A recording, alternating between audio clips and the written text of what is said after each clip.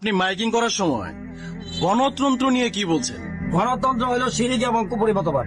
এটা কি আপনি প্রচার করছেন? হ্যাঁ, প্রচার করছে। আচ্ছা, তারপর গণতন্ত্র ত্যাগ করুন, ইমান ইসলাম গ্রহণ করুন। গণতান্ত্রিক ভোট বোর্ড যারা অংশগ্রহণ করছে তারা গণতান্ত্রিক দল, তারা ইসলামী দল না। ওই জন্য বলছি, যারা গণতন্ত্রে ইসলামের নামে নেতৃত্ব দেয় এই সমস্ত নেতাদেরকে অস্বীকার অমান্য করুন এবং ইসলামী সমাজের আমির সৈয়দ হুমায়ুন কবির সাহেবকে নেতা মেনে নেন। আর যারা যারা গণতন্ত্র মানবে যারা গণতন্ত্র মানবে তারা জাহান্নামে যাবে, কারণ গণতন্ত্র হলো শিরক ও কুফরি মতবাদ।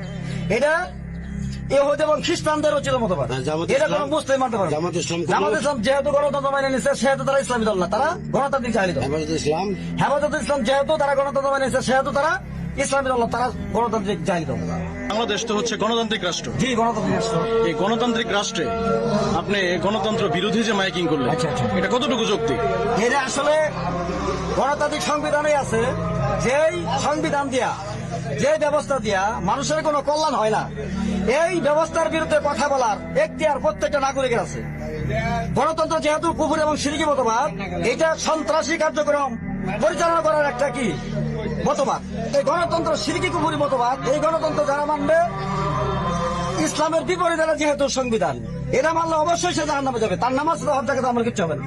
এটা আমি ইমানদার হিসেবে আমার দায়িত্ব, এটা আমি অবশ্যই বলবো। আমি এ পর্যন্ত 8 বার অ্যারেস্ট হয়েছি।